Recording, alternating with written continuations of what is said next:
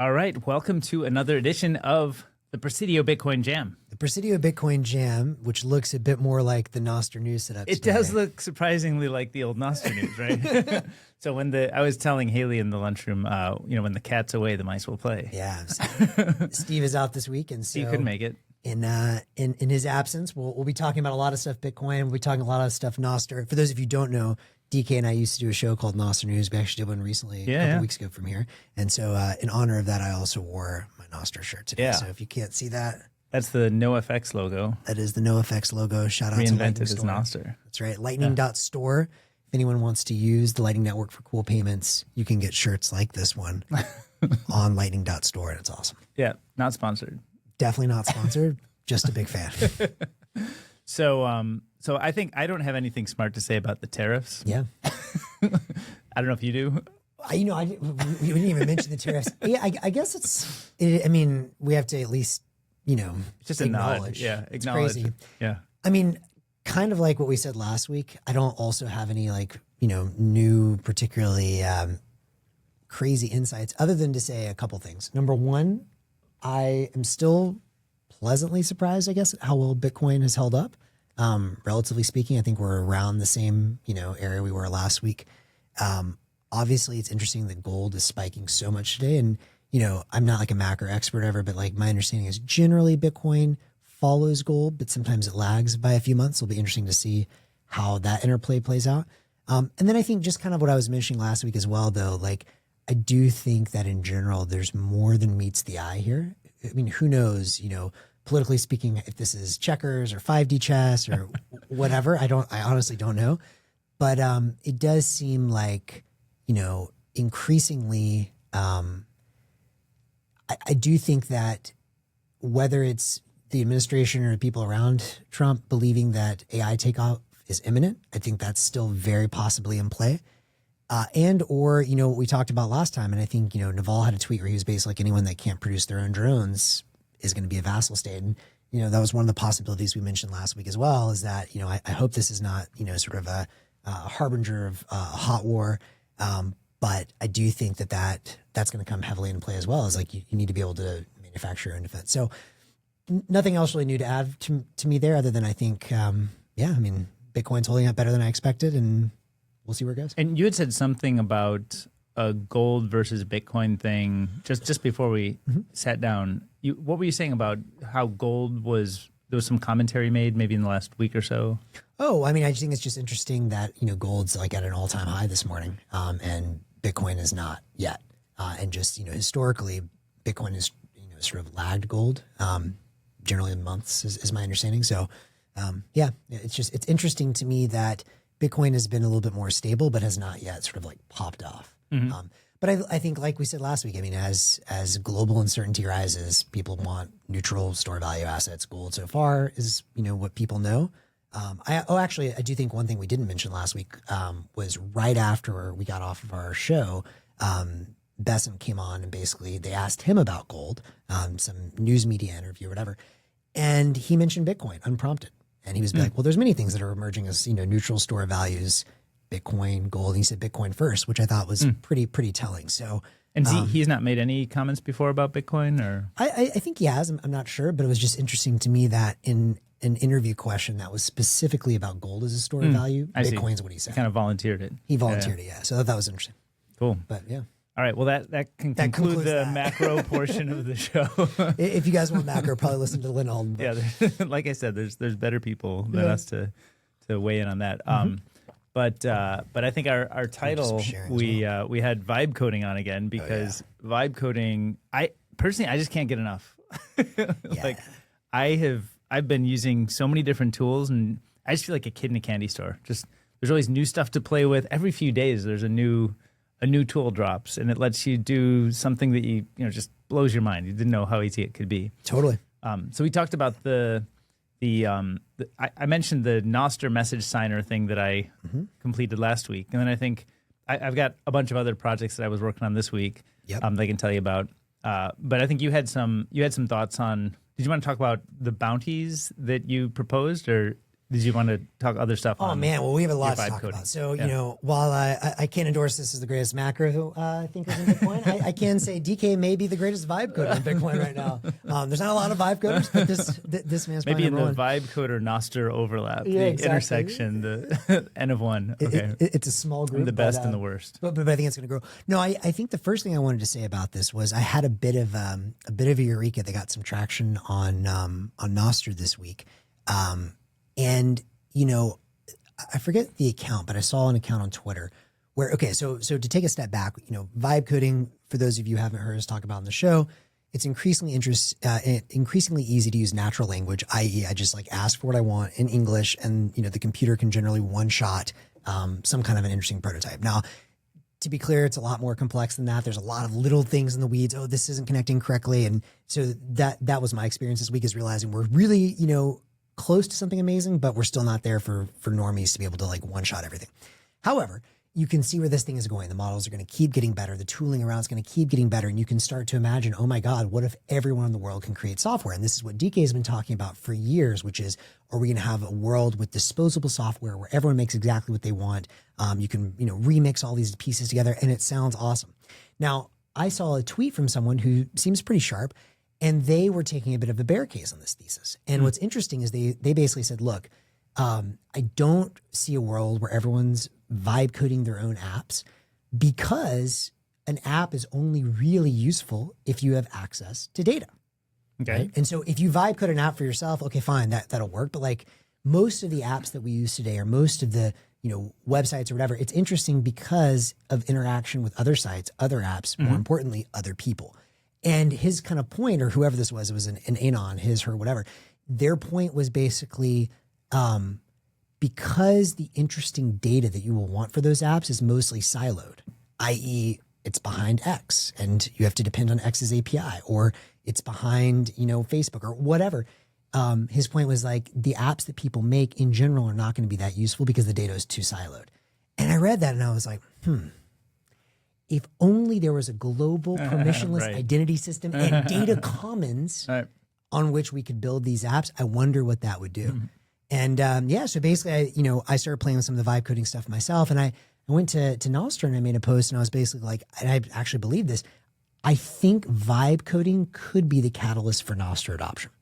And the reason for that is, you have this global data commons, or a shared backend essentially, that makes it so much easier for people to build apps that automatically just bring in the social graph with you, bring in data from all of the other Nostr apps with you. This is the sort of Nostr, super network effects that we've been talking about ever since we had that jam with Pablo, and he used the word super network effects years ago in Costa Rica. I think that's what this is going to be. Anyways, and that post got a lot of traction. Jack Dorsey, retweeted and said he agrees on that. Renoted. Yeah, exactly. Whatever this is, and I think that's maybe why he's focused on Goose and some of the stuff they're working on with open source agents at Block, which I still haven't really played with enough. But my point in all of this is, global identity and global data commons is going to be a really important piece of making apps useful. Yeah, and I think that's what Nostr provides. I don't see anything else providing yet. Yeah, I would agree with that. I don't think the situation is so dire for the data moats that existing services have. I think the data moats will help existing services extend themselves even further and be kind of more important in our lives. But I also think the pace of new data creation is just wild. It's wild. It's still going so fast. So it's not. It's yes, I'll have my my email that I wrote 10 years ago is stuck in Gmail, but there's new messages that I write on messaging platforms, and I actually do a lot more messaging than email these days. Yeah, and those are all on new platforms. They're owned by a bunch of different centralized providers. Maybe someday we'll have more decentralized messaging, but I don't think the situation is super. I wouldn't be pessimistic about the fact that there is a lot of controlled data, because the rate of creation of new data is just so fast. It gives lots of opportunity for an open data commons. Also, I think on the idea of disposable software, we actually came up with one that actually had a data moat implication yesterday. I spend a lot of time in the mountains with my wife, and her brother and his wife also spend a lot of time in the mountains, different spot. We're always poking fun at each other, being oh, you you don't spend enough time in San Francisco. We wish he saw you more, right? And like, oh, I'm always in San Francisco for work. Well, okay, let's compare. So I was like, well, what if we could import? Basically, I'll take photos every day. What if we just like import all of your photos and look at all the EXIF data? You know, the little location, the metadata data on it. Yeah, the metadata, and like just do a thing that computes and shows you how many days you spent in each location. And so I vibe coded it on the way in the car, like, you know, it spent like an hour. You were just on the phone. I had my laptop. Okay. Yeah, tethered. I was in the passenger seat. Okay. But yeah, vibe coded it, got it mostly working. Ultimately found that the Google API doesn't support location data. So you can pull in all the photos, but you can't see the location. Interesting. But then I very quickly turned what was intended to be a web app on Google Photos to be a native iOS app using the photos that it can access from the camera roll. And I built the app. It was done by last night. Wow. So there are data modes of like these photos. What I need is historical data of my photos. But if I just need to answer a question, I can actually spin the thing up. And today it takes me a few hours. Right. But like, you know, maybe a year from now, anybody could do that. Yep. Without, like, there's a lot of, you know, mucking around that you need to deal with to get it working. There's definitely mucking right now. Yeah, there's a lot of mucking. But actually, and I was just talking to a friend of mine, you know, very senior. I think he was at Google 20 years ago, very senior engineer. He founded a company worth $1 billion. And he's legit startup, big tech kind of guy. Casual unicorn, yeah. You know what I mean? And I was just talking to him on the way over here. I was like, hey, like, you know, have you played with vibe coding? It's so fun. And he's like, no, I haven't really gotten into it. He's like, what is the deal? Is this is this making engineers better? Is this making like noobs able to do something? Yes. And it's like, yeah, it's both. But I think like the perfect is like if you're already good at kind of coding and building software the traditional way, you can probably 10 to 100x your productivity or output. And then if you're noob to it, you need to scope down what you're thinking about. Right. Because if you just throw some wild prompt like, hey, build me an Uber clone, like it's going to fail. Right. It's not going to be good at that. But if you're like, hey, take all of my photos off my camera roll and show me, you know, count how many pictures have a dog in them. Yep. You can probably do that kind of one shot, right? And so I think the best thing to do if you're starting out is start with something very, very small that's like very easy to understand kind of what it is. There's not a lot of like open questions about what it should do. But just try to get comfortable with one thing first, just very simple scope. Doesn't mean you can't have a bigger ambition, but I think if you start with a super big, wild ambition, you know, explain something in a single prompt, it doesn't work, it gets very confused, and then you're like, oh, this vibe coding stuff, it doesn't work at all. Yeah. It's actually not the case. It's actually a fantastic tool, but you have to know, like, am I already an expert practitioner who's expecting to 100x my productivity, or am I like a noob expecting to get something done? Right. It empowers everybody. So this is a really good point, and it triggers a lot of ideas that I had this week, because I did come in at this more of a noob. I used to be able to build some simple stuff like in Python, but it's been a while. Actually, you know, what's funny is I was walking on the street and I saw the homie Vibe God, shout out Vibe God. I'm not going to dox him, but the Vibe God? Yeah, the Vibe God. I mean, there's somebody who's really known as being good. Oh, the Vibe God. Yeah. The one who coined it. Yeah, that's right. Oh, okay, yeah. Cool. And he's been getting super into vibe coding, which obviously makes sense given that he is the god of vibes. Yeah. And like, it was really like, I had him send me, you know, what he's built so far. And it was very impressive because he was sort of non-technical, engineer. And we're talking about somebody else then. Yeah.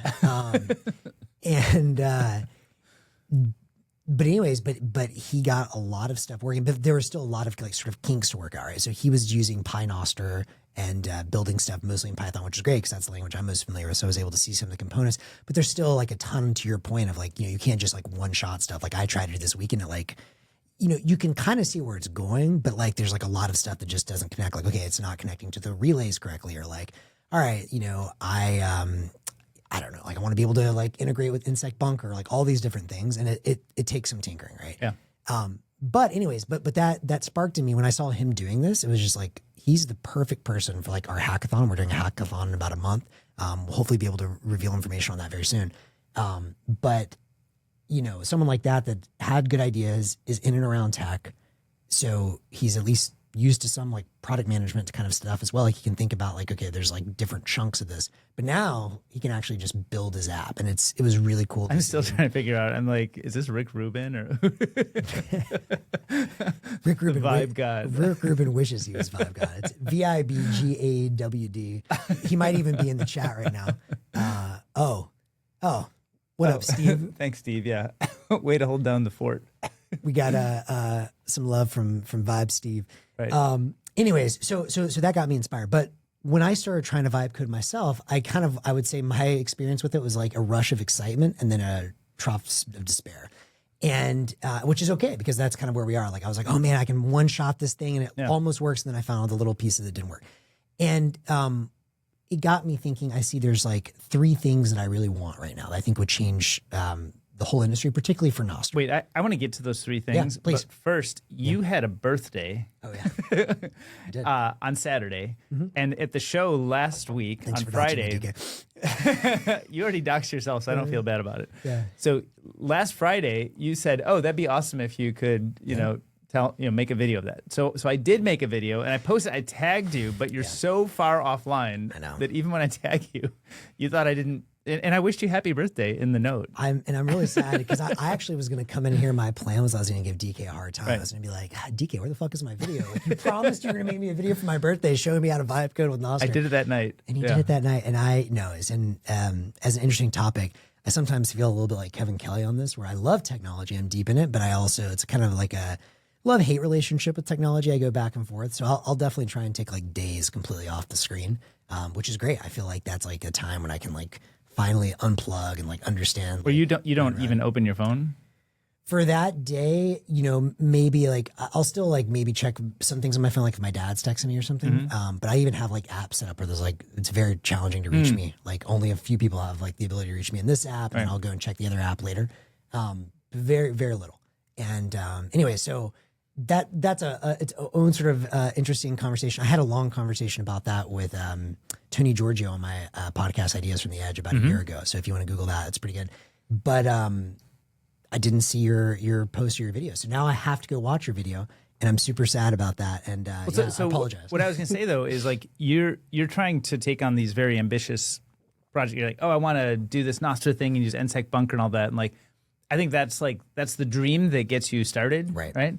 But I think to make it work, watch the video, because like I would say if you look at the website that I ended up with, it's functional, but it's not like impressive as a Nostr app. There's many better apps. And tell us what you built, because I don't know. Well, it was just a Nostr signer, so you could basically I just deployed it to the web where you can generate a new identity. Just click like generate. It gives you an NPub. It doesn't even tell you what the NSEC is. It's kind of a throwaway. That's good.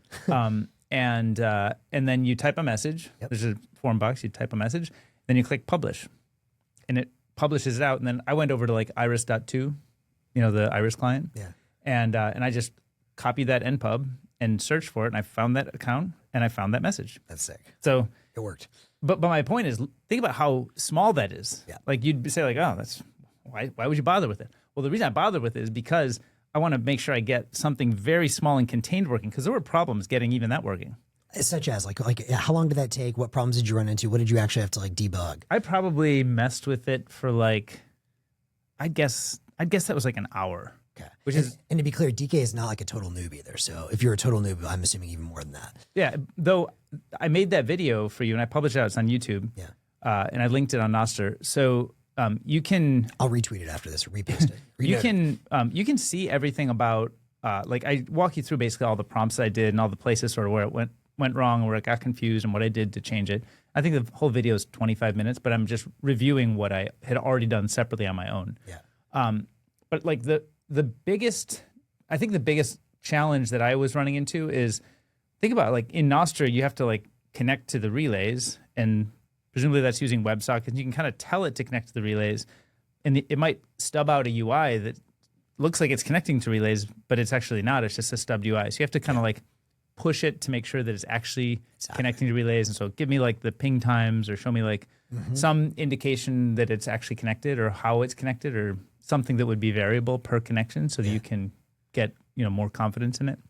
And then one of the big things that I think I mentioned last week, but maybe it wasn't obvious, but I think right after you create initial identity, I think you have to broadcast out that identity exists before you start publishing messages on behalf of that identity. Oh, I didn't realize that. Yeah. Probably some protocol detail. I'm sure it's like written somewhere that that's supposed to happen. I was like trying it again and again without that. And then I was like, actually, maybe this needs to be more explicitly published out to relays that I exist before I start saying things. Right. So I told it to do that. And then after that, it worked. But you can see how basic that is. Like NSEC Bunker, great. Like it doesn't sound like a super complex tool, but compared to what I just explained, I was running into problems with. Totally. It is, it's more advanced. So I think it's like you learn to ride a bike, work on it with your training wheels, go slow, figure out what you're doing. Yep. And then once you build confidence about, I can generate an identity, I can publish it out, I can connect to relays, I can type a message and sign the message, and the message gets published out to relays. Right. And then I can view it from a third-party client. Yep. That wasn't me. Okay, that's a very, very focused, contained. I'd say that's the scope of any vibe coding project I would recommend today. Try to scope it down to that degree of detail. And what did you use? Was this in Cursor or Lovable or? That one I used Cursor, and I was using. Actually, I got it working with. I think I was using Claude Sonnet 3.7 as the LLM, and I deployed it.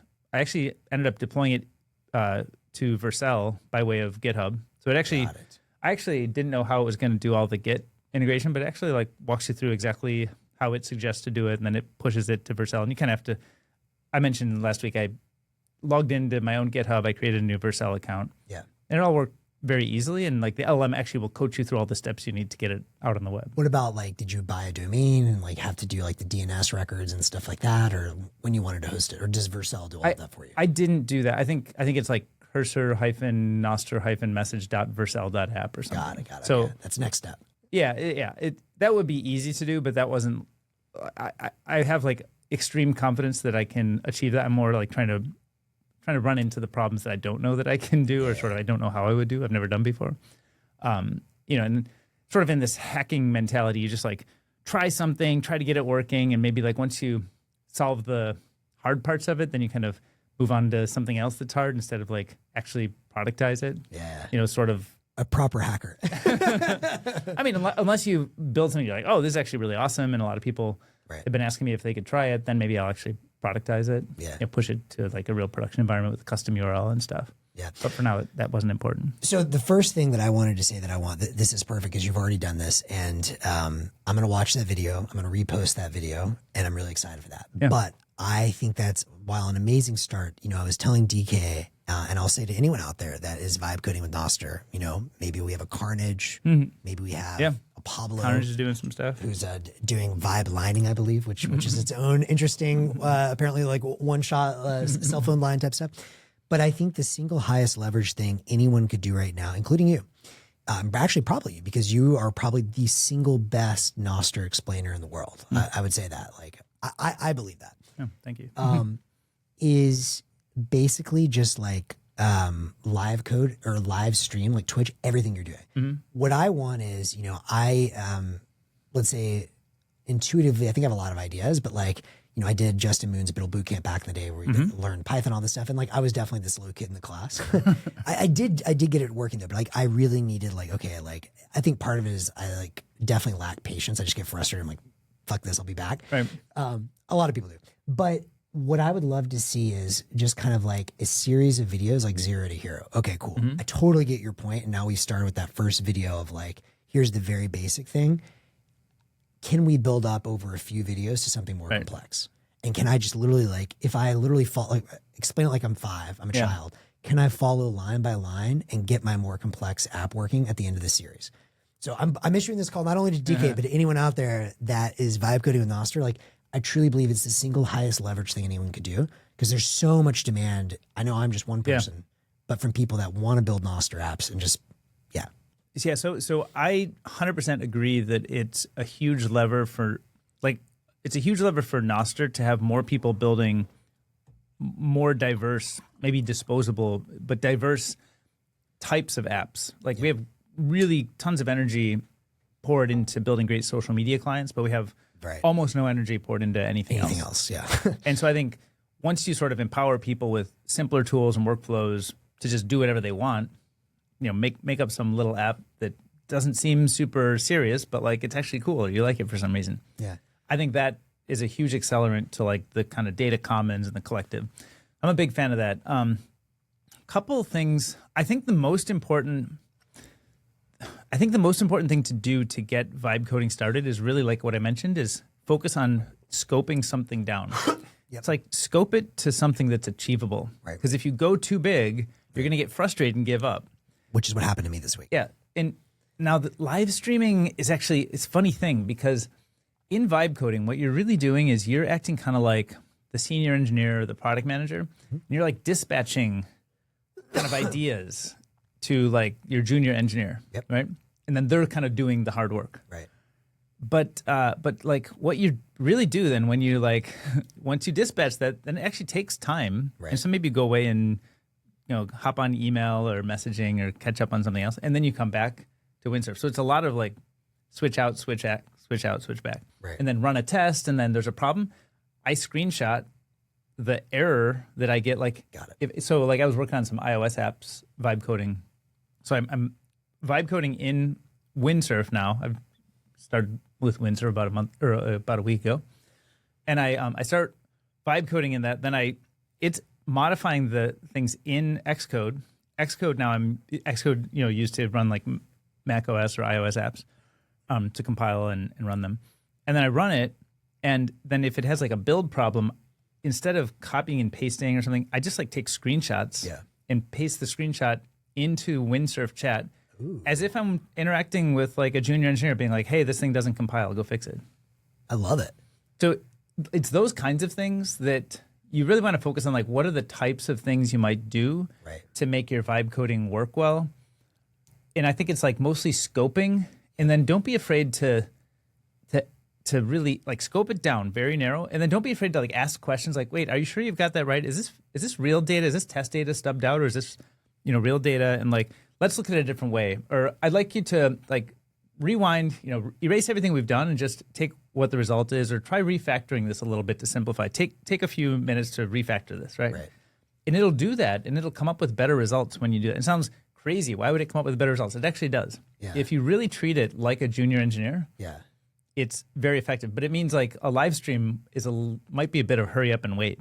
Interesting. Because you're like, oh, do a thing, and then you go off and you're like messaging or. So I think you would still be surprised. I think a lot of people, even with the weights, would tune in.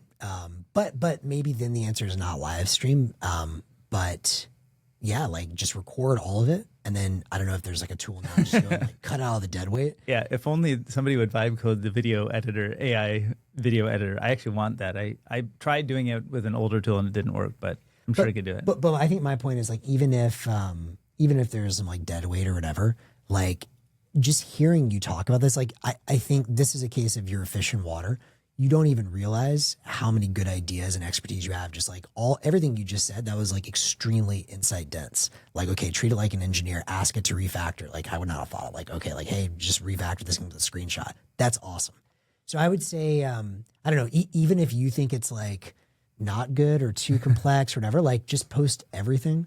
Because I think there's so many people, like I would watch whatever you're doing, and I can like just scurry ahead through the stuff that's dead weight. Yeah. Yeah. If you would vibe code the AI video editor to make it concise. Don't look at me. Although we'll talk about my next idea, which is Bounties. Well, I was gonna say, because I'll pay for it. Because we could, we could even collab on it and figure out how to do it. But I do think there's also like the all the API keys that you end up using and pasting in the environment. Actually, like windsurf won't even touch a lot of the environment keys. So you have to either generate it themselves, or you can ask it to generate it, and then you have to like go into like if you're using Google Auth, you have to go into the Google Developer Console, grab an API key, and put it into an environment. It kind of doesn't want to touch it. Those kinds of things get sort of sensitive. So here's my next thing. And by the way, this is also a call anyone out there listening. DK is amazing at this stuff, but like other people that want to make these like tutorials, like it would really, really help Nostr grow. Yeah. I'm telling you, single most important thing. But then this gets me to my next question, which is what I think is a huge opportunity, which is the environment for vibe coding, but specifically focus on Nostr and Bitcoin Lightning payments. And we obviously haven't even talked about Bitcoin Lightning payments, but now stuff like Nostr Wallet Connect, that should be in theory a lot easier to connect as well. So one thing, you mentioned secret management, right? Like that obviously is a giant pain in the ass. And I think that this is where, there's, I don't know if it's a company exactly, maybe it's a company, it's a platform opportunity for someone to come in there and just say, hey, we've got the models in the background, but we handle everything for you. Now, to my sort of understanding. The everything being what parts of the everything? Everything to go from I have an idea to this is a functional web app. So that would be things like secret management. That would be things like hosting, like even potentially buying the domain name using something like Sherlock, which Jordy shipped. An agent can go and buy a domain for you, like everything. But in my mind, focused on open protocol. So focus on Nostr, Bitcoin, Lightning. And when I look at this, I think it was Karpathy, we talked about this last week or 2 weeks ago, I forgot when, but he was like, yeah, vibe coding is dope, but there's still, even he, who's like clearly an expert, is like, I think he even coined the term, right? Is frustrated. That's why I thought you meant the vibe god. No. He's a vibe god, G-O-D. I'm talking about vibe god, G-A-W-D. If he's listening out there, then he'll pop in the chat. If not, maybe he'll hear this later. He told me, by the way, that he's a regular listener. He's a sub for our pod. So good. I was flattered. Okay. Shout out vibe god. But the point is, he was basically just kind of like, man, like this is really cool, but it's such a pain in the ass to deal with secret management. And like, I need my, the database to spin up correctly, all this stuff. And Amjad from Replit popped up in the chat and was like, hey, Replit will do. And then he basically said almost everything you asked for. Interestingly, the one thing that I think there's two things he couldn't do. One of them was payments. Wonder what we could be using for payments. Right. And it's interesting to me because, I'm a huge fan of Replit. When I was learning to code, 7 years ago, whatever, I used Replit. I thought it was awesome. And I really loved Amjad's original vision for Replit. And the original vision was, a tool to allow anyone to create coding at that time, now creation period, but particularly in a way that lets basically kids in poor countries, kids in India, kids in emerging markets make bank. And over time, they've obviously raised a lot of money and now they're focused on the enterprise. I get it. It is what it is. But to me, there's still this massive, massive opportunity for someone to come in here. And this is even something I was posting on Nostr. I would love to fund this if someone's working on this, incubate this. If there's a developer who's very talented or, whatever that wants to potentially collaborate on this. But basically like Replit, but on open protocols focused around, okay, we're going to help you manage all of your secret keys. Maybe, we've already got the libraries necessary to be able to run stuff like Insect Bunker or Artur's, signer in the cloud. We've got payments working out of the box for you using the Lightning Network and NWC and or Cashew. We can handle all the hosting for you. We just make it easy for you to vibe code Nostr and Bitcoin apps. And we handle all the complexity. We can update the latest models, open source or OpenAI, whatever in the background. I think that would be so incredible because what that company can do that a company like a Replit can't is open payments for anyone. And so, and especially if you don't raise a ton of money, then you have a lot more flexibility in how you can grow. Then you can allow, like we talked about this in Nostr News 2 years ago. If there is a company that can unlock the GDP for tens or hundreds of millions of kids in places like India, in Bangladesh, in Mexico, in Nigeria, and you can get those kids making $3,000 a month, which is way more than they ever would make in their local economy, and you take a small cut of that, you've increased the GDP of the internet dramatically. And because it's all open, people can experiment with whatever they want, micropayments, whatever, and you take a small cut of that, I think it's an incredible opportunity. I mean, I agree. I think we have the beginnings of some of these things. Like, we have a lot of, like DeepSeek V3 is a pretty good model, open source, right? You could run it on Olama. We have, I haven't used Goose yet, but I'm excited about the concept, how it can orchestrate across LLMs and your kind of existing dev toolchain. I'm not sort of working with an existing dev toolchain, so I don't have as much of a use for it, but I keep intending to pull it down and play with it because it does look like an interesting. Conceptually, I'm really excited about it. Just haven't dug in, but I almost wonder if like we need that platform you're describing right now, or if we can do enough with like rely on say Windsurf or Cursor with Cursor rules to prove that people like to show people how this can be done very easily, where payments are easy, Nostr integration is easy, etc.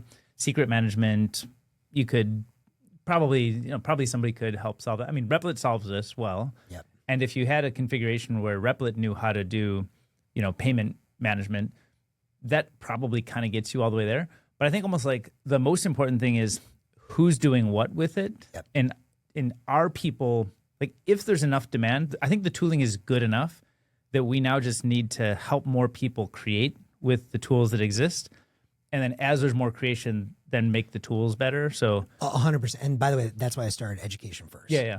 To be clear, this is my dream scenario. Yeah. And but I think we can prototype with what we've got, which is why we need the guides, the tutorials, the videos, because then you'll see an order of magnitude. Like, so right now, how many people are vibe coding with Nostr? It's like you and Carnage. Great. How do we get that from 2 to 20? Awesome. Like a little bit of education will probably get us to 200 even. Awesome. Then from that, some of those people will say, well, how do we go from 200 to 2,000? Maybe that'll be education too. But to 20,000, I think then we can start to build our own tooling. Yeah. The other thing, and that gets me to the third thing I want, which is I think part of this, and I am also sort of in the spirit of, prototyping and seeing if there's demand before we build. The other thing that I loved before Replit focused so much on enterprise, and by the way, I love Replit, and I tagged Amjad this. I would love to see them come back to this model.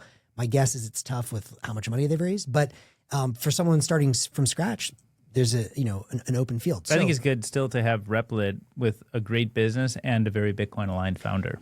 It's awesome. Still and great, so I would love to see that. No, I'm a huge fan. Like I've been doing all my stuff using Replit. Yep.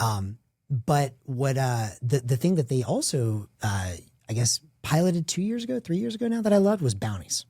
And I can't stop thinking about it. I just think that Replit is so close to building the most important company of the decade if someone can crack this. And with Bounties, my other big thesis is even as vibe coding gets better, there's still going to be certain people that are better than others. Even if it's like really, really simple, there's always going to be people that can think better. There's always going to be better writers because you can structure better, right? And so, how many people can code today? Like 100 million? Probably less than that are really good. Probably less, I'd guess. Yeah. Let's just say order of magnitude, tens of millions, right? Yeah. So with vibe coding, I would expect tens of millions to probably go to at least hundreds of millions, maybe even like 1 billion people that can build some kind of prototype. Yep. I don't expect it to be absolutely everyone. Maybe absolutely everyone can do something, but like if you want to do something more sophisticated, there'll always be, whatever, some percentage of the population that's better. And so I think an important part of that is you won't have everybody necessarily having to start a new like app from scratch. You can take an app that somebody else built and you can customize it for yourself. And now you're like a vibe coder, but you got, you're standing on the 1 yard line or whatever the analogy, right? You're like, sorry, I'm not a sports guy. Sports. Steve, we're missing you right now. Steve, I just said the 1 yard line. I just did, that's like a sports reference, right? Yeah. But you're standing sort of right at the end and all you have to do is, hit the slam dunk. Right. From the 1 yard line. Hit that slam dunk. hit that 3-pointer from the 1 yard line.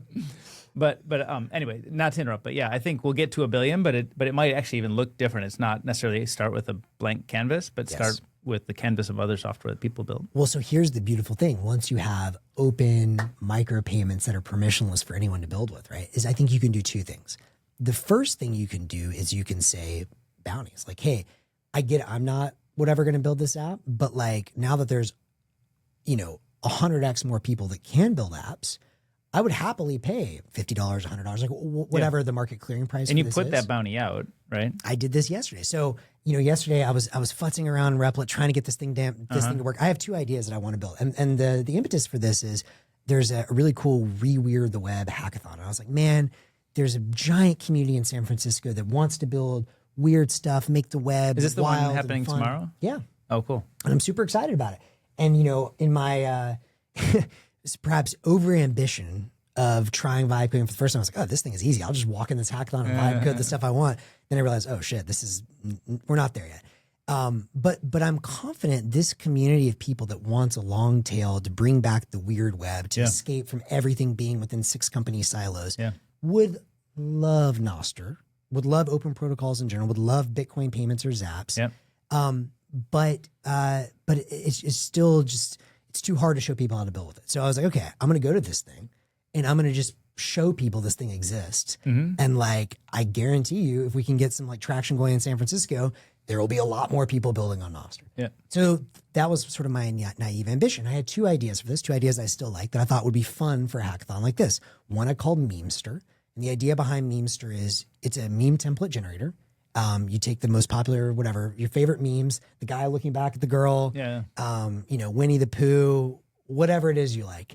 And you make it super easy for anyone to grab that, type in their own text and make their own meme. Boom. Share that out to Nostr relays. Boom. Anyone with Nostr that logs in can zap it. And then you have a global leaderboard that shows global zaps, your friends' zaps. You could even do some other web of trust stuff if you want to get sophisticated. Very simple idea. Guarantee you this thing will be huge. Great. It'll be super fun. Yeah. So I'm sitting there trying to build this thing, and I'm like, fuck, this is too hard. Yeah. Another idea that I had. Well, so let's take that. Is it too hard? Like, what went wrong? How did you talk me through what you were trying to do? I probably just very much lacked the patience. I tried to one shot it all. And play with this for like an hour and then just got frustrated. Well, because I think this is part of that education step. Like if we were sitting there looking at this together, I would try to break this problem down. I think it's a good problem. It feels like a fairly narrow scope. It's something, but actually I would try to scope it even further down. Okay. So like one meme. There's no choices. Like one text input box. And it doesn't have to necessarily blast it out to all the relays. Or if it does, then you should really watch that video I made for you for your birthday, because that shows you how to do that part of it. But like, where are you going to upload the thing? Are you going to upload it to like a Blossom server or to like Nostr.build or somewhere? Like, great questions. So didn't even think about that. My point is, you have your big scope thing, and I'm saying let's scope it down. And even when we scope it down, there's still questions. Totally. So I would try to like really nail those specifics. Like here's my Nostr.build account, or I have a Primal Legend or whatever. And I don't know if Primal Legend gives you API access. Do you happen to know if that? That's a good question. Million, if you're listening, do we get API access? Well, because I thought maybe yes, but I'm not sure if they do. Yeah, I'm not sure. But basically, like if you're Primal Legend, that's another storage solution, right? So if you already have that, you could imagine, making it so that it could work for Primal Legend. That's where it's going to store your meme before it sends it off a link to all, a message link to all of the servers, because the relays are not going to hold the meme data. Right. And if we could do Blossom, that would be even cooler, but that's maybe more complex. And I'd say I've not studied Blossom carefully, but my understanding is it's mostly for like censorship resistant stuff, where it's like, if you think this is going to get taken down, then you put it there. Depends on how spicy the meme is. But if it's just like, oh, this is funny, I want to show some friends, it's like, it's kind of expensive from a, redundancy perspective. But Primal or Nostr.build could provide that pretty easily. Yeah. Awesome. So, but I would just scope it down, is my point. Like take any problem like this sounds like a narrow scope, scope it further, right? Well, I don't know if we should, I know we want to talk about other topics today. I was going to say, I'd be down even to try it. I mean, we're not going to be in person together, but to do this together, like live, that, like if we could build that live and people see all the different steps, like I guarantee you 100x Nostr. Well, so here's what we could do. Well, this is tricky for me, I guess. We can hop on a remote session and screen share. Yes. But then I need you to edit it out before, like edit out all the keys and stuff. Yeah. I'm also happy to do it with the keys live, but just do it. You want to set up all the fake accounts and whatever? Yeah, just fake up accounts. Okay, you can do that if you want, and I'll you do the real deal. I'll show you. I'll walk you through how to do it, but you make sure you have all the fake accounts. And I'm also ready. happy we can like edit out all this stuff. It's actually like I've been doing. I'm overdue for a podcast episode, but I was doing some editing yesterday. It's gotten really easy to edit in Riverside. Riverside's fantastic. Riverside's just like I want Riverside that level for everything else. Yes. Well, but I also want so Riverside is both records the podcast and has fantastic suite of AI editing tools. Yeah.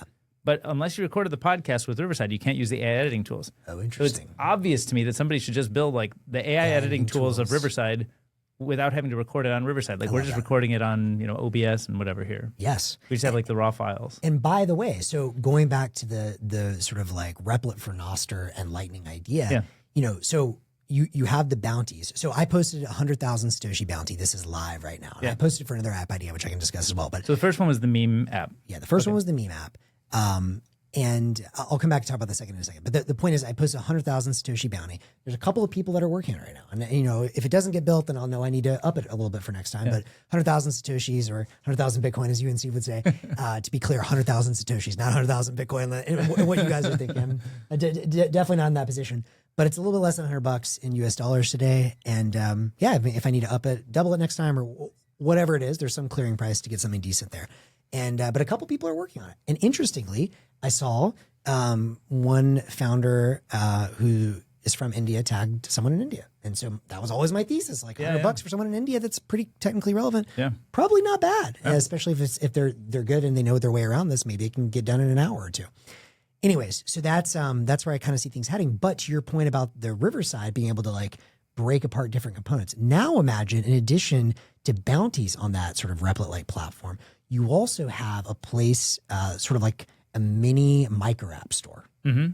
And the closest thing we have to this today is Fran's app, who's building a censorship-resistant open app store. Yeah. And he and I had recorded a pod. That's the guy, Fran, if you're listening, I apologize. I'm sitting on it. Hopefully I'll get it out soon.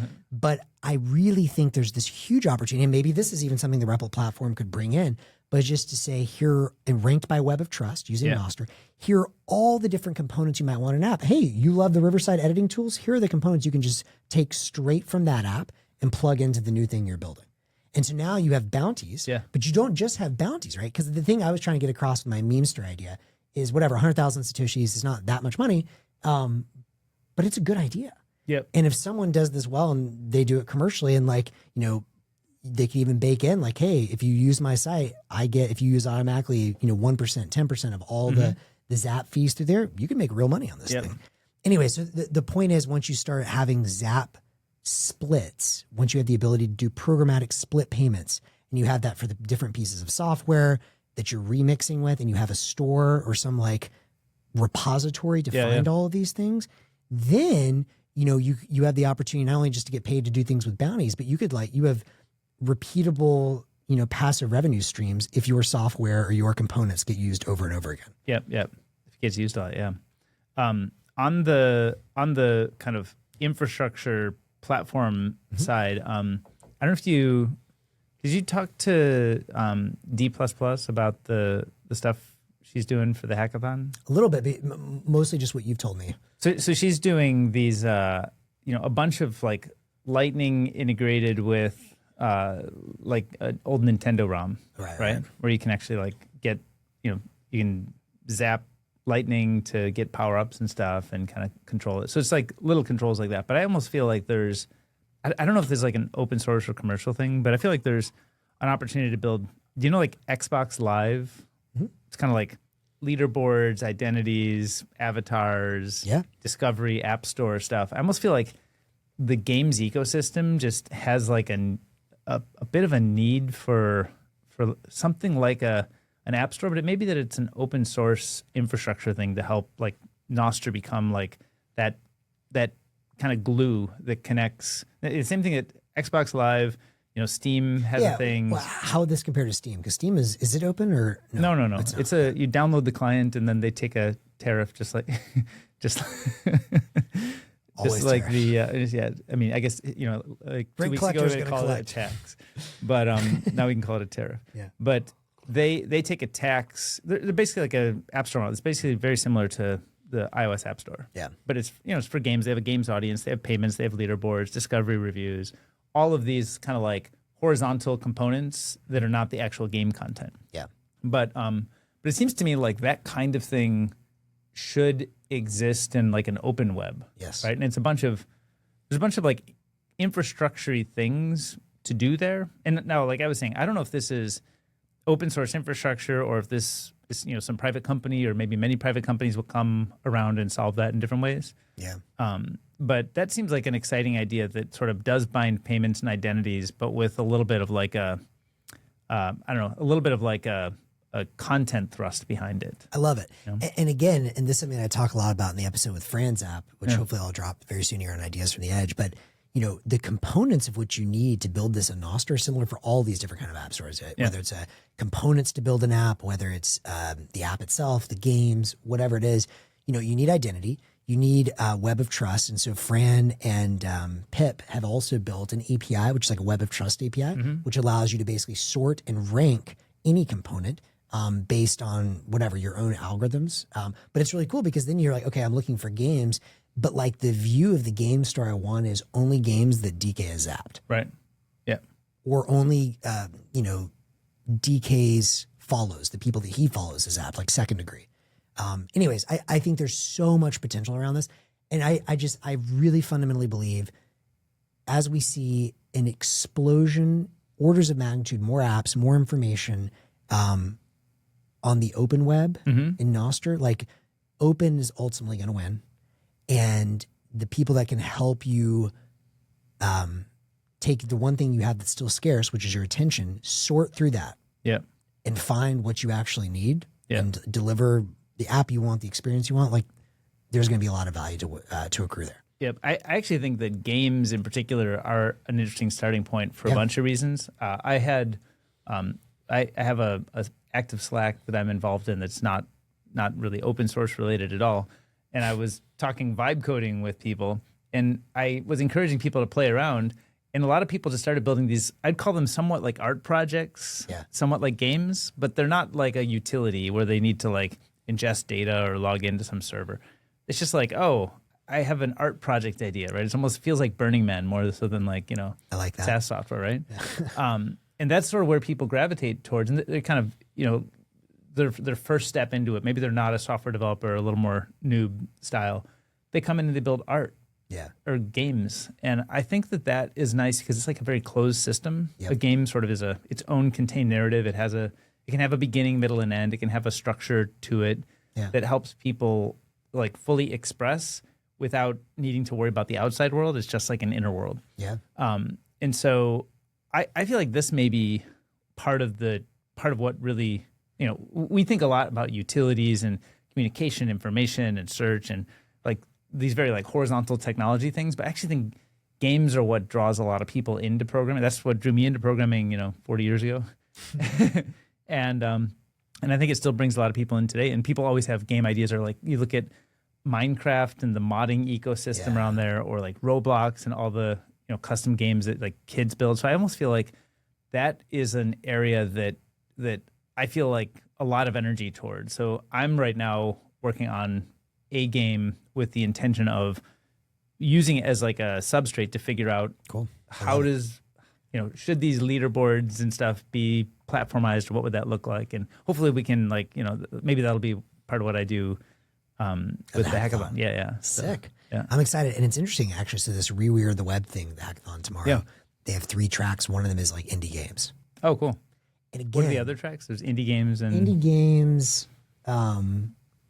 I forgot. One of them is like something that's actually useful. And then the other one's like maybe funny or something. I don't know. But the whole point is like weird art projects, which is what I want to see, right? And it just marries so well with Nostr and Lightning.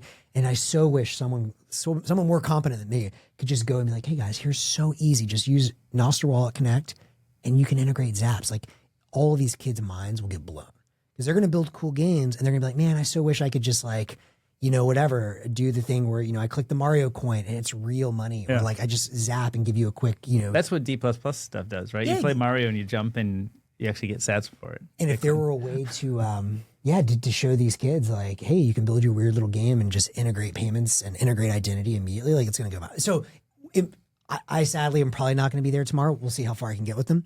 But after our hackathon, if we have enough components built that for future hackathons here in San Francisco, I'm confident this is how Nostr and Bitcoin are going to go viral. Like there's so many use cases that people just don't even know this is possible, but they're going to love it because it's open, it's permissionless. If they're making some weird game, they're not trying to build whatever the next, GTA 5 or whatever it is. But they can just quickly accept payments and like, oh my God, that was like so easy. What is this Zap thing? Yeah. They're going to lose their minds. Yeah. I think the best is when people come to it when it solves the next problem they have, So like if they're like micropayments, they're building something and they want to be able to do micropayments, they see somebody else can do micropayments, they want to understand how. Exactly. So I think a lot of it is that, like, how do you sort of, how do you encourage people to experiment and notice each other doing something where they run into a wall and they're like, actually, there's a way through that wall and it's Bitcoin. Totally. And the beautiful thing is, maybe we'll have this after the hackathon, is just examples, right? And like, I think, how you kind of show it to the world matters, where it's just like, hey, want micropayments? Check this out. Yeah. The other cool thing that I found in working on this game is that there's so many great art tools, more so than just, you think about like, oh, you can use OpenAI, 04 or something to generate art, and it's good at, or Midjourney, right? Yeah. It's good at that, but it actually doesn't let you control the art in the way you might want to for a game. Like if you want to, have a sequence of things or a bunch of sprite animations, it's not actually good at any of the controllable stuff. Whereas there's all kinds of tools, like I ran across, I can't remember the name, maybe Layer AI is one of them. That's actually a whole suite for game asset creation. Cool. So, and then you can run it through, I think, Runway ML, which used to be like a downloadable client, but looks like it's now a web. It kind of has a web interface. You can just like upload the sprites, and actually Runway will do the animation of the sprites. So there's a bunch of like tools that I'd call them like they're a little more pro. Well, they're not like the general LLMs that you use for, for just like vibe coding. It's not just like general coding tools or information retrieval type, prompting, but they're like generative for kind of a professional, but they're not hard to use. Right. They're just for like a use case where you actually care about like a consistent art style or like a set of sprites that you want to animate, to make a game. So I was playing with that, and then Suno, the music. Mm-hmm. Yeah. Like you could have like a really nice soundtrack. Yeah, it's cool. You can customize that. So I think you can actually put together a game that looks and feels like a pro indie game. But an indie game, typically you could spend a year building an indie game. Yeah. You actually build a really good indie game probably in like a few days. Sounds like DK's got a game studio coming. I know, right? Well, I do. I didn't. I shared the thing that I had in mind, right? No, maybe you did. I think I shared it, but maybe you didn't tag me on my birthday. I don't know. Okay, yeah. you don't listen to me online anymore. That's right. Even in our private group chat, you can't be bothered to click the links. Yeah. Which one was this? So I don't know if I explained the concept, but I made an app. I was trying to mess around with iOS. I made an app I call it Walk Walk right now, but like the concept name is Proof of Walk. Okay. I know you're a big walker. Yeah. You carry your phone with you when you walk? Yeah. You're the one that showed me live on Nostr News 2 years ago that you can track steps. I didn't even know that. Yeah. So Apple has the health app that by default has been helping you track your steps for years and years. Most people don't even know that it exists. And then I show it to them. They're like, oh, wow, it knows what I was doing in 2018 or whatever. Yeah. look back and they've got the whole history there. So that's part of this iOS thing called Health Kit, which kind of like, all of the tools to manage your health, right? Steps is just one of those. So I actually built an app that lets you pull your steps. Cool.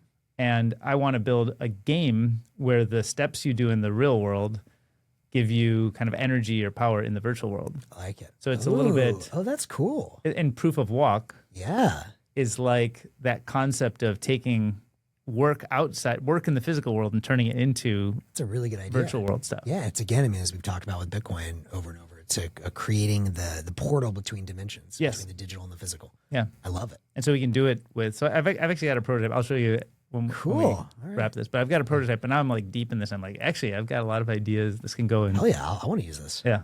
So we'll play, we'll be competing to walk more and share with each other. And we're both big walkers. So we're big walkers. What's your weekly average? Should we check? Okay. I don't know. Yesterday I was in the car a lot, so I'm going to excuse myself. A likely story. Yeah. Let's see. What are you at, DK? For weekly average? Weekly with today included, the partial day. Well, how do you do without that? You just scroll it back. You can scroll it back by a notch. Okay, yeah. Let's do without today. Okay, without today, the weekly average? Yeah. 13,431. Looks like I'm about to get zapped some sats, baby. 16,856. Nice. I like it. 16,856. That's a pretty good weekly. Yeah. I'm often around 14, 15. I don't know that I've been. I think I've held 16 or 17 for like a week window, but not. Yeah, I would say that's not my I would say I'm closer to 14, 15 for like a monthly average. I had an outlier day last week. What happened? Whenever I hang out with my dad. Oh, because he likes to walk too. He's the biggest walker. Is he the one who got you into walking? I've always loved walking. I suppose you could say my mom and dad showed me when I was very little. Showed you how to do it? No, my dad, since moving back to San Francisco, yeah, he walks more than anyone I know. And, he probably walks 5+ hours a day everywhere. And so he's in the best shape of his life. Yeah, even though, he's older. Like, he's just like, the healthiest, like most in shape. And interestingly, he didn't know about that. He listens to all of our pods. So shout out to my homie, to my dad. But he found out about the step tracker on our Nostr News. Oh, cool. And okay. since then, now he's always showing me his steps. Yeah. And usually he wins. Awesome. Well, I can't believe, I remember back in the day, I had a Fitbit, like, when was that? That's 10 or 15 years ago? Aging yourself now, DK. Yeah. And they had like this web portal where you could do these like competitions or compare, and then it was just never really well done. Yeah. And too early. I'm surprised that even like Apple doesn't seem to have it very prominent. Yeah. Like, whereas I feel like People love this. We're always like sharing it with each other and like comparing it, right? Well, with your app, especially if there's a way for people to compete and potentially win sats, or like there's some sort of like small financial incentive as well. Yeah. I've heard people doing this, like you walk steps, you get sats. I don't know what the business model is. Who's paying for that? Yeah, maybe it's just like a marketing expense or something. Could be. Yeah. Did I tell you that I worked on games years ago? I knew you had a game studio now. Yeah. So it's a new game studio that's coming again. Well, I don't want to make it bigger than it is, but conceptually, it thematically plays with similar ideas we played with. Geez, I think it was like 17 years ago. Wow. But conceptually, it plays with a lot of those same ideas, but it's like updated for the modern era and very like walking based. Right? Dude, I love it. And you've got a user here. I am not a gamer, so it's always a little challenging for me to get into the gaming stuff because I've never really been a gamer, with the exception of I did like playing GTA when I was in like 7th grade. Yeah. But beyond that, not a gamer. However, I am a walker. So if there's a walking based game, I'm in. All right. So, and actually, you know what else would be dope? While we're on the subject of games, I was talking about this at dinner with Anjali the other night. Something else I think would be like just make Bitcoin go viral is if you could do Pokemon Go, but just leave sats around. Like a really well done Pokemon Go. So they would live at various locations? Yeah. So there's like an Instagram account. I'm not really on Instagram, but Anjali showed this to me. That some guy every day leaves a cash reward around the city, around the Bay Area. And it's a marketing expense for him. He's grown this giant Instagram account. A cash reward, like USD cash. He'll put like $20 or $100. And you never know how big it's going to be. Okay. So it's like there's some cash there. And what is he? He takes a photo of the location? He takes a video and you have to figure out where it is and go find it. Oh, I see. Oh, fun. Super cool. Now imagine you could do that with satoshis. Yeah. So you're going around and you're like, I've left 100,000 satoshis. Yeah. I left 100,000 Bitcoin right there. Oh my God, what is this? Chinese choppers are coming in. Anyways, but just like imagine like how much fun that would be, or like you could, like a company could just like kind of like Pokemon Go, like, I don't know, like every day, like put out 10 out there. It's kind of like a treasure hunt. Right. And it's cool because it also encourages people to like get in the real world, which I like. So it's like kind of like geocaching. Yeah. I like that. Is there, how would that work in your mind? Are you imagining that's like a centralized app that custodies those locations, or even better if it were done over Nostr? Like anyone could do it. I mean, like you could potentially have like a live multiplayer game. So like, are you taking like the geolocation and some sort of like, how do you? You could. I mean, there's many variations of this. You could like have the geolocation and broadcast that and like have it be more like the geocaching thing, or it could be like kind of like this guy. You don't save, but you take a video and then like people have to like figure it out. Yeah. That's cool. I'll have to check. What's the account? Do you know the name of it? No, I can find out for you. Yeah, we should find the account and maybe we'll link it. Literally, it's just some guy with a video, and like it's not that much money considering how many followers he's gotten from it. He puts $20 to $100 a day, but he's gotten whatever, like at least, I don't know, tens of thousands, if not hundreds of thousands of people following now. Oh wow! And so it's relative to what people would spend on ads. It's like pretty good ROI, and and people love it. Yeah, people love cash. Yeah, I love the idea of like prizes. Bitcoin prizes for various activities where it makes it like more fun to try it and become. You can always book it as a marketing expense, and probably could build other businesses around it. But exactly. And in fact, this would be a great weekend to do it. I think it's Easter, or Easter's coming up. It's be like an Easter egg hunt. Next weekend, right? Oh, next weekend. Easter egg hunt. Vibe coded. It'll only take you a few days, right? Yeah. Maybe an afternoon. I'm going to count on you two, or if we do it together. But I think that would be, but I think there's a lot to explore in this like real world gaming idea. So it's cool. Yeah. Good. Yeah. So that's gaming. Yeah, we've talked a lot about a lot of vibe coding, a lot of gaming. Well, we touched on your open source bounties too, right? Oh yeah. Did you go across? You had 3 ideas total. Did you cover all 3 of them? You had three bounty ideas, or didn't you? I thought you had you were soliciting people to. My other idea. I also just want to say you have a fan here, Diana is saying in the chat. By the way, we have a live chat, so if people are interested, she said that because I wasn't listening to DK, I think that I should be thrown out and bring her in. It looks like DK is a fan. You. So. But seriously, if you guys want to, we do have a live chat. Where can they? It's on X or? Yeah, probably. Diana is addressing us from YouTube, and Steve was addressing it from X. So I think probably both of each of them has their own way. So if people have experience with vibe coding or reactions to our ideas, like we love reading it live. So let us know. But yes, so my other app idea that I want to see is there's a really cool site. Interestingly, I found this on Stacker News a couple of years ago. I think it's called radio.garden or radio.earth. I forget which one. I think radio.garden.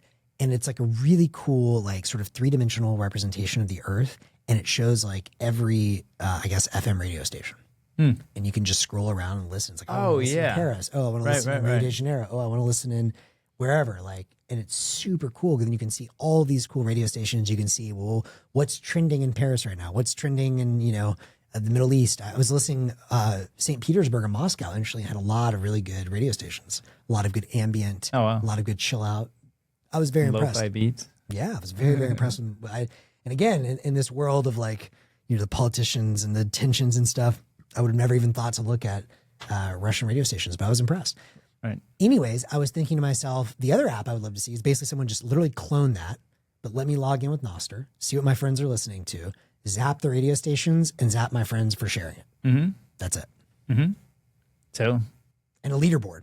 Yeah. A leaderboard that shows what's DK listening to, what are my follows, what are my second degrees listening to. Cool. Can I zap the radio station? Can I zap DK for sharing? Right. Or could you even have a split? That gets more complicated. But that's part of your bounty. You have a bounty out for that one? Yeah, so I put out 2 100,000 Satoshi/Bitcoin bounties.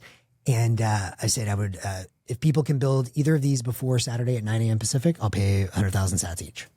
And the Saturday 9 a.m. Pacific was so that you can bring it to the hackathon. Yeah, I'm not even really trying to necessarily participate in the hackathon because the hackathon's during Saturday. I'm sure I'm violating the rules or whatever.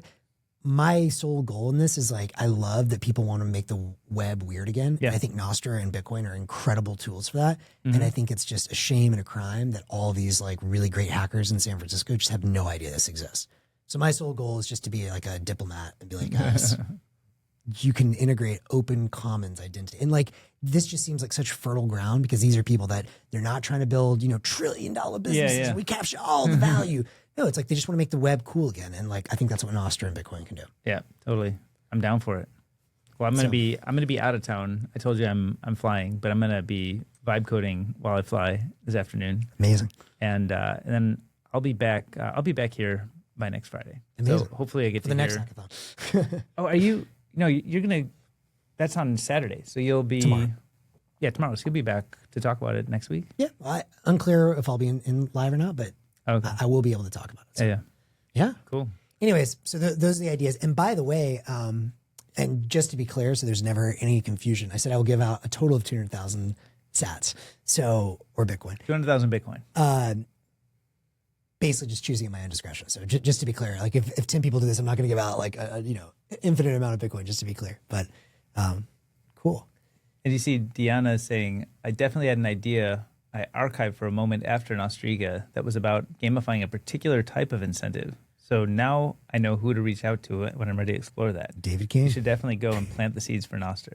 So like Nostr definitely has that weird vibe. Yeah. I think that was one of my big takeaways from Nostrica was just that it was this weird energy that I didn't feel like I'd run into since like almost like the 80s or 90s. Exactly. It felt like the really like kind of pre-internet, pre-browser internet. Yeah. And that's why, for me, in addition to the Bitcoin and Lightning payments, which is cool, that's why I love Nostrs. Like I want to make the web weird again. Like, a web ruled by Facebook and you need it to flourish. Just sucks. Like open is the only way to have a cool, and this is why I've talked about this, we've mentioned this a couple of times. I'm a big fan of Coggy. Yep. Coggy is sort of the indie search engine a lot of Hacker News people use.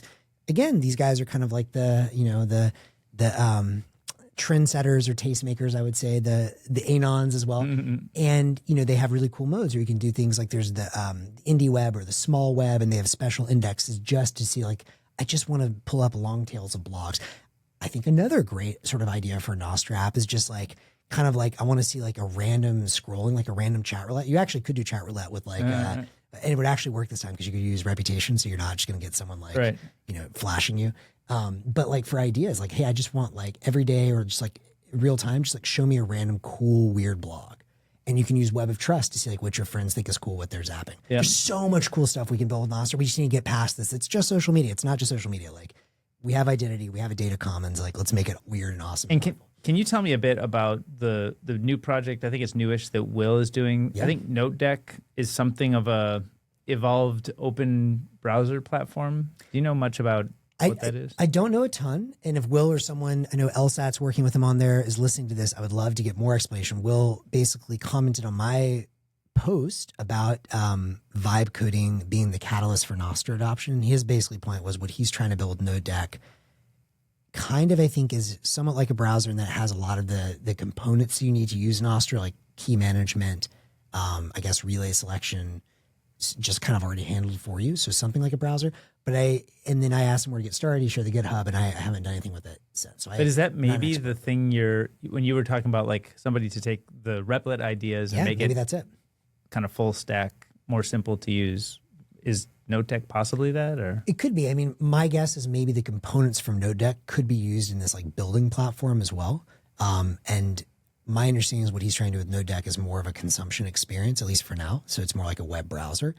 But all the components he built for that web browser, maybe those are the same components. You could be like, hey, just use the Node Deck libraries as I'm vibe coding to handle all the other stuff. But what does it mean to be a web browser? Is it like a Nostr, like a social media browser thing is a form of Nostr browsing of the web? Is this, what's the main way to think about the difference of what this is? To me, and again, I could be totally wrong here, so I'd love to, to get a better explanation, but imagine if I had a browser, but the browser just had my private key stored and was only set to browse in pub or Nostr notes.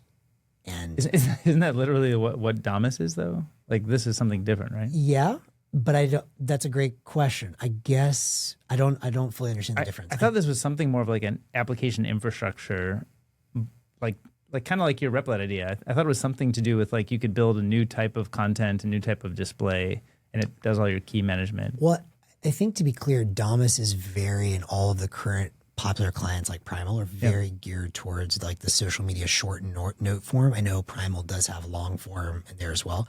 My guess is that this would be more flexible, so it's not just like the short tweet type notes.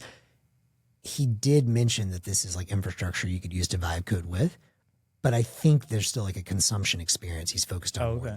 But I would love to be corrected. If LSAT or Will or someone from Nostr could explain it like we're five, we'd love to understand. Because I was under the impression that the like reading notes and stuff, those use cases, like long form, short form, but that's kind of like a thing, and those are like effectively what we're calling social media clients. And I thought that this other thing was about maybe consuming or using or launching apps. Could be. If that's the case, then it kind of fits with the vibe coding idea. Yeah, and to be clear, there's still some components. Like I don't think Damus has like a built-in wallet. I think this would have a built-in wallet. Although I guess you via Nostr Wallet Connect, you could bring your own. But it's a great question. I'd love to understand what it actually is doing. So yeah. Speaking of wallets, Phoenix rises from the ashes. Great segue to make sure we cover the topics that we threw out there. And I know this has been a very Nostr heavy one, so we have a little Bitcoin discussion for you now. Yeah. So what happened? So this actually, I don't have a ton to say about Phoenix, but I do think it sparks an interesting discussion about, thinking about where companies spend their resources building non-custodial or custodial solutions. So to give a bit of context, a little over a year ago, there was obviously in a different administration, a lot of, fear from companies that they were going to get labeled as money transmitters if they offered custodial Lightning solutions. And Phoenix, despite being non-custodial, depending on how you look at it, they, I believe, source their own channels for you from their own Lightning service provider. Basically, under some interpretation, people might still see them as a money transmitter. And so they basically completely pulled out of the United States. And they're not the only ones. A lot of different companies shut down. Out of caution. Out of full caution. Yeah. You had companies like Albi, discontinued their custodial offering and went fully non-custodial, which is a great offering, Albi Hub, but it's a paid offering. You had obviously Stacker News, which we'll come back to in a minute. Kia made the decision to go fully to discontinue their custodial wallet services and to either offer Cowboy credits, which are exchangeable for Bitcoin, or allow you to connect your own wallet via Nostr Wallet Connect. So something like Albi Hub. But anyways, the gist of it is obviously that's really, it hurts growth. It just made it a lot harder for the noob to be able to quickly get a Lightning wallet. And now with the new administration, that seems like they're making it a lot clearer. They're not going to go after, crypto companies, Lightning service providers or whatever. And they're going to be a lot more, relaxed on mixers and all kinds of Bitcoin and crypto related services, Phoenix has made the decision to come back to the United States. And there's a specific piece of policy or some declaration, right? I don't know if it was a specific piece of policy. I think there was a declaration where they said they're not going to, prosecute various crypto companies, mixers. I don't know if that was like a formal thing or if it was just an announcement. But is that the thing that instigated the return? I think so. I think in general, there's what I would call a larger vibe shift, which is like the current administration is not going to be hunting you down like the last administration might have, if you're like at all in a gray area.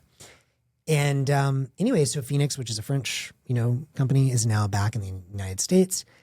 And this sparked a very interesting discussion. So not just about Phoenix specifically, but on Stacker News, where there was, a 60 or 70 comment thread where Siggy, who's one of the most active posters there, basically asked, like, is Stacker News not going to bring back the custodial wallet? And it was a really interesting thread because there were people basically discussing, like, on the one hand, there's no question that, it would be less confusing just to have Satoshis and not cowboy credits and this other thing. And, for a normal user, like, custodial is easier. It just is. Like, I've seen the growth numbers for a lot of these companies. Like when there was custodial offering, we're talking 10 to 100x more adoption. It is what it is. But to be fair, the non-custodial options have gotten a lot better, and Kian and EK have spent a lot of time making the platform much easier to use for non-custodial experience. They've integrated Nostr Wallet Connect, and now there are sort of custodial wallets that are also using Nostr Wallet Connect, which makes it a lot easier to connect to Stacker News. Primal would be one prime example of that. And anyways, so but it was just very interesting to see back and forth. I don't even think Kian comments on the thread. EK did multiple times though, and said EK works with Kube, that they're not going to bring back the custodial offering.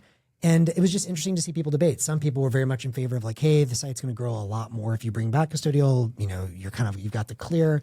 But a lot of other people, including EK, were like, look, the future, administrations come and go. Yeah. The future, if the future we actually want to build is this sort of decentralized hive mind, which interestingly is the name of my fund. If we really want that to flourish, like we want to double down and just make the tools so good that it can be a equivalent ease of use for a noob coming to the site. And, I respect that decision. I mean, I think it is a valid debate. I think there are valid trade-offs. But, political whims come and go. And I think building for that other future it's admirable. Although, it certainly has trade-offs in terms of short-term growth, I would imagine. Have you talked to Kian? Because I think about, he's been working on Stacker News for many, many years. Yeah. And it's my favorite site on the web, by the way. I love that site. Yeah, it's great. But there weren't really good tools. Like the tooling ecosystem has evolved as the site has evolved. Right. And I wonder, like, if he were to start from scratch today, would there be good third-party tools, hopefully open source, that he could just use, plug in, and kind of almost like not worry about Lightning and worry more about the app, the community, stuff like that. And then if he needs custodial, he flips that switch. And if he needs non-custodial, he flips that switch. But he's sort of like not really involved in the infrastructure as much as he's focused on like the application layer. Well, I think that's where he's tried to get to by like really focusing on Nostr Wallet Connect. When he started, like to your point, like he kind of had to do the custody because everything was so jank back then. Yeah. But it's a good question. And I think, without naming names, because I don't know if they're trying to be public yet, but we've been talking to a company here in Presidio Bitcoin that thinks they figure out how to do custodial that just like spins up and it's free and easy and just works. Non-custodial. Sorry, non-custodial. Yeah, exactly. Yeah. Lexi. Okay. It's okay. Yeah, they're live, Lexi. And if that actually ends up working, and we'll see because they're going to be part of the hackathon, so people can use their SDK. Albi Hub continues to get a lot better as well with their with their SDKs. My guess is, some of those tooling might make his life easier. But I also know Kube is the constant artisan and probably just like wants to make it, his way as well. But I don't know. Maybe he's listening to this and has some comments. Well, the reason I ask is because, there's one Kube. We're not going to get, a second of those.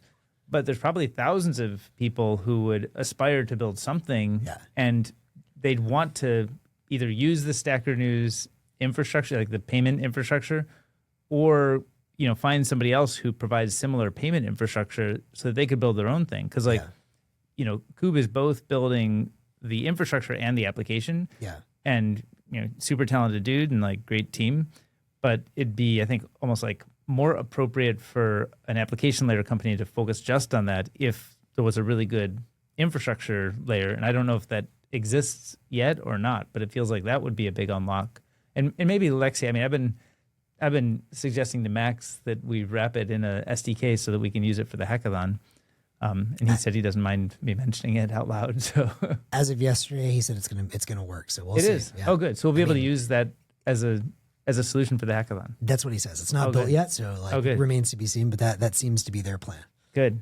Yeah, because I want to receive Lightning payments and create Lexi wallets or create non-custodial Lightning wallets for any users of any app that I work on. I would love that. Yeah. And for people, I would say the best out there in the market right now, SDK is definitely the Alby Hub, but that you have to pay. And so for a lot of people, that's just a non-starter. Like for people, the Alby Hub though would be for the developer of the thing to run the hub. But if you wanted to, wanted to issue, you can outsource that to Alby. Yeah, but you outsource that to Alby as a developer. But like, let's say I develop an app, and then I want 1,000 people who use the app to all have their own non-custodial Lightning. Right.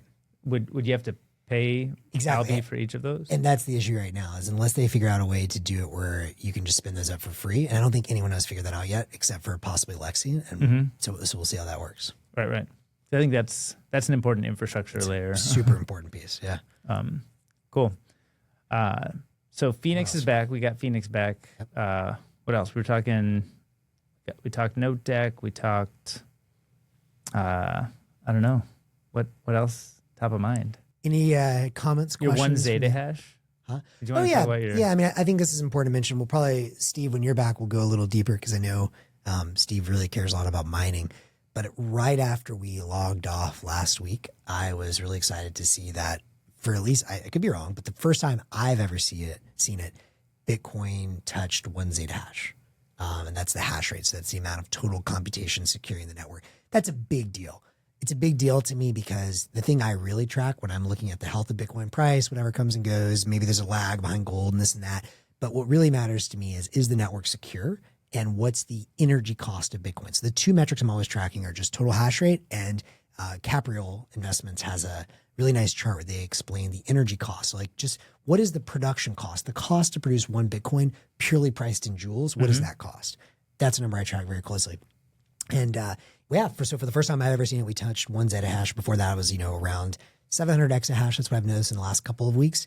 Steve made the great point in our comments. I was quite excited. He was like, "Wow, that's just one day," and you gotta look at the moving weekly average because it did go down immediately after. But the moving weekly average even today, I think jumped from around 700 to like in the 800. So it's definitely trending upward. I think that's. Do we know why that is? It somebody comes online and they drop a lot of hash rate and then they go offline because they find it wasn't profitable, or? It's a great question. Why would someone just like come on for a minute versus not? So I don't know. The naive or simple answer is yes, it was profitable and then it wasn't profitable. And so maybe there's situations where, as an example, one of the companies I work with, Satoshi Energy, they help data centers like stranded wind assets monetize that additional electricity, which would otherwise just be grounded with Bitcoin miners, right? And there's a world where, maybe you have like some weird situation where the grid is like over flooded, like, oh, it's a particularly like sunny day, there's a lot more storage, and so we can just draw from that. And so maybe I have a little bit of extra electricity I wasn't expecting and I need to do something with it. Boom, I can use the old depreciated miners, and like that could be a spike. It could just be that you have a lot of like public companies or whatever that, maybe they have, their miners that they have are not profitable most of the time, but they still have them hooked up just in case there's like periods. Just old hardware sitting around. Yeah, and that's one possibility. What I think is a more interesting possibility or story, though, and this wouldn't explain the like spike and then drop back down, is and it went up to one Zeta hash. Did it go back to 700 exahash? I think right now, let's see. It went. The moving weekly average was around 800. So let's see. I just usually go to mempool. We'll find out what it is. But what's more interesting to me is the possibility of basically could this be like just nation states? Whenever that are mining, you're saying. That's right. And whenever you see adoption going up that much, so right now the current moving 1 week average is 879.9, so 880 exahash. So we're definitely trending upwards. Not the one Zeta hash. That's how many day? It says it's a 1 week average. 1 week. Yeah, 1 week moving average. So if you really looked at just like the current moment by moment, yeah, we're similar, around 870 exahash. That's April 10th. That's yesterday. I don't see the 11th on here yet. But anyways, but it's interesting to me because, regardless, we're talking about a move up in the like 10, 20, 30% range, which is not trivial. And, as the world becomes increasingly uncertain and people are increasingly, less trusting of the dollar and the yuan and whatever, where are they going to turn? And if I'm a nation state, if I start buying Bitcoin very heavily on the books, like obviously that's going to make the price pump. Obviously that's going to like trigger all kinds of speculation. People are going to look at me.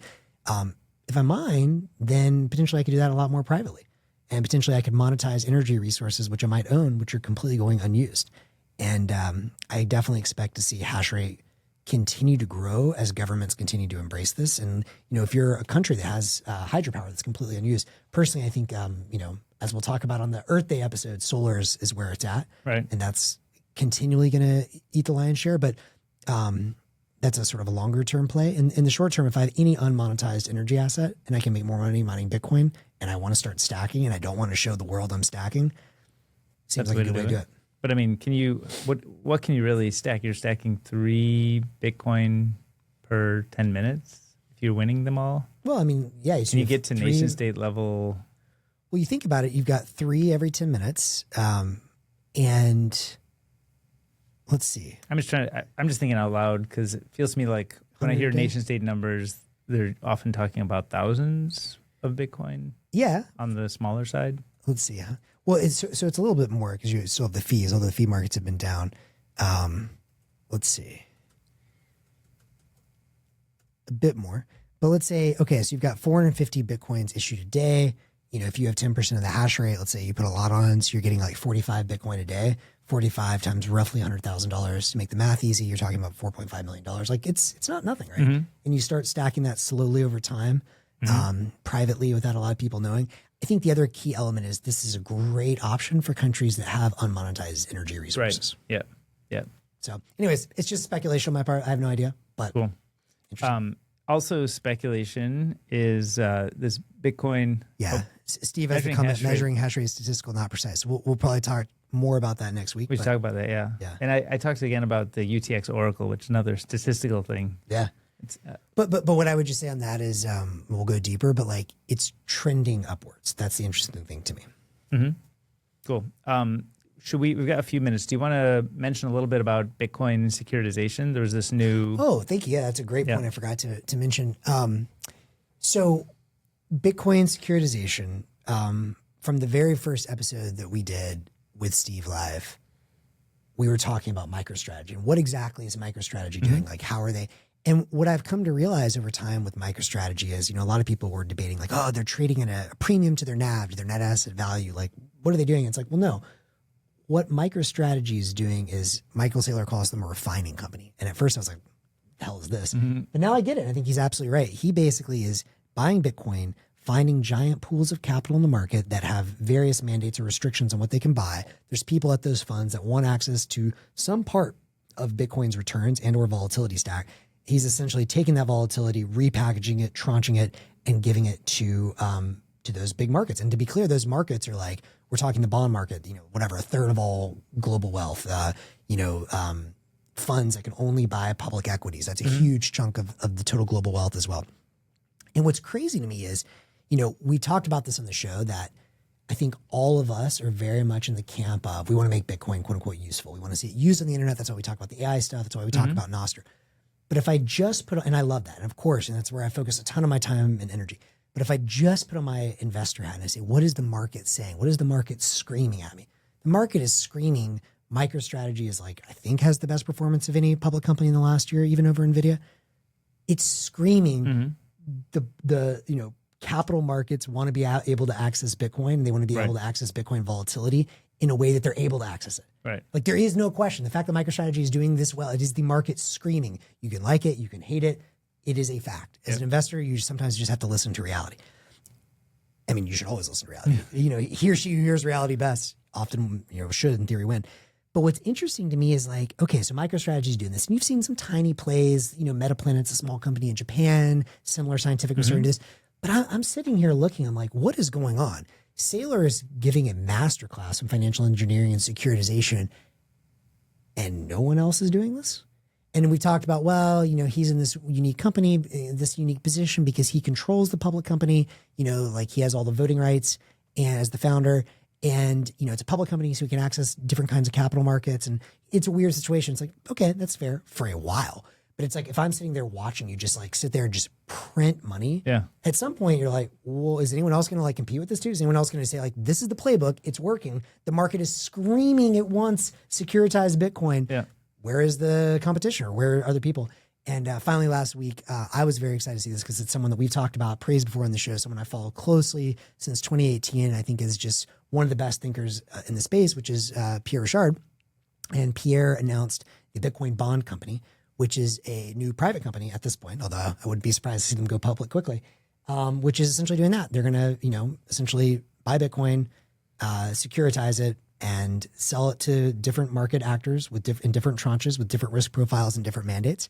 And, one of the quick criticisms you hear this is, your sounds like, wait a second, the last time I heard about CDOs and collateralized debt obligations, didn't that end pretty badly? I'm pretty sure I saw the Michael Lewis, The Big Short. And that's a fair point. And like, obviously I don't have a crystal ball. Maybe this all blows up too. Well, I think that was sort of like an exploit on like repackaging these things where you weren't being truthful or above board about the risk that actually was in the package you were handing and selling off. The underlying was not the risk that you claimed it was. Yeah. You're saying, oh, this is AAA, but it's actually garbage, right? Exactly. And I think in the case of Bitcoin, that doesn't seem like the kind of exploit, but if something were to go wrong, what would it? It would be like you didn't get good terms on the debt, so you could blow up or get liquidated if there were a price drop. How would it go wrong in this case? Well, I mean, your custodian gets hacked. So you're saying, we have really good security on the Bitcoin and then Coinbase gets hacked or whatever. I guess there's both the threats to Bitcoin itself. So maybe people are not pricing the quantum stuff correctly. There's the threats to the custodianship. And then maybe there's like actually, the actual terms of the contract that they're selling itself. Maybe there's something in there that isn't reflected. But in general, I mean, to be clear, I'm certainly no expert on this. Like I'm not, a Wall Street guy.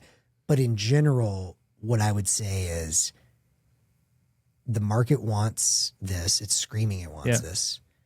The underlying asset is not, at least if we're all right, toxic. Like the key arbitrage opportunity is the secret in the world is knowing that Bitcoin is less risky than most people think. Right.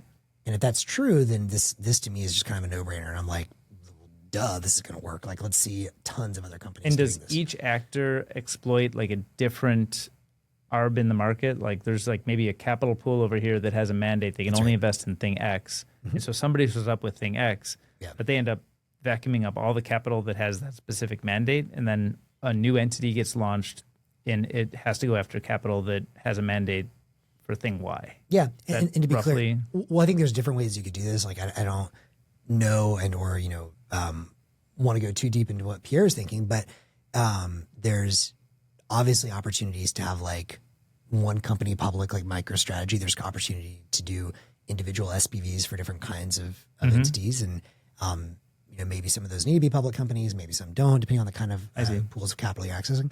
But I think like the general thesis, without being an expert on the specific pools, is there's lots of money with mandates and or people that like have different understanding of Bitcoin. So for example, there's a pool of capital that thinks Bitcoin's not going to zero.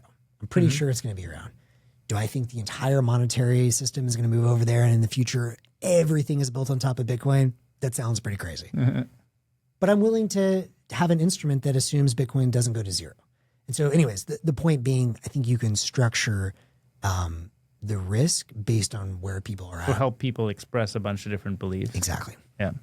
And I know there's like a lot of mixed feelings on this because it's like, is this really helping with Satoshi's vision of peer-to-peer eCash? I think one controversial thing Pierre did put in his letter is he said Satoshi's vision for peer-to-peer cash is achieved. And that's one thing I would disagree with. I don't think we're there yet. I think it's a great first step.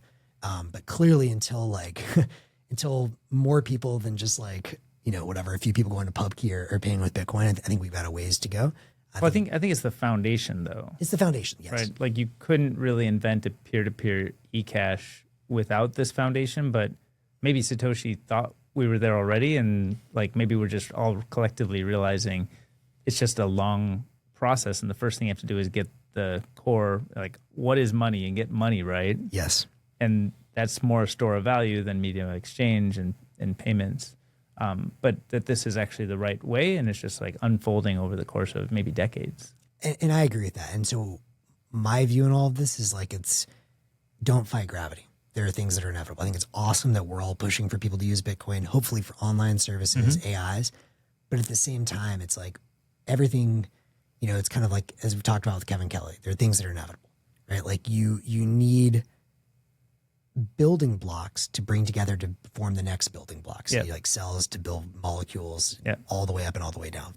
And I feel like while we continue to push on adoption, which is great, and I'm all for it and have personally done a lot on that front, the market is screaming it wants securitized Bitcoin. So like, why fight it? Yeah. Well, I mean, I think the whole vision of Bitcoin is to let people do what they want with it. Exactly. So some people want to do that. Like it might not be. And it's not just some people. We're talking like a lot of capital. Yeah. I think that's kind of the way a lot of people get their first exposure or touch point with it. So I don't love it. I don't choose it for myself in most of the time. But I think it serves a purpose, and it, effectively it's kind of a marketing purpose. A marketing purpose. And also I do think that, one thing maybe people should be a little bit more cognizant and open-minded on is like, it still can help a lot of people in this front. So in the case of like a pension fund, I really believe it's important pension funds buy Bitcoin. Because if they don't, I don't know how they're going to pay the pensions of the people that are part of the pension, whatever, the pensioners.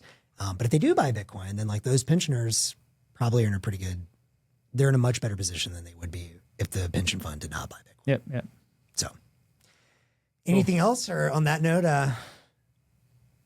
Steve, any last minute comments? Or anyone else in the chat? Steve's hanging out. A god of vibes. Throwing fruit at us. Yeah, exactly. Hey, man, no tomatoes. Cool. All right. Well, this was fun. This was fun, yeah. Yeah. Next time with Steve.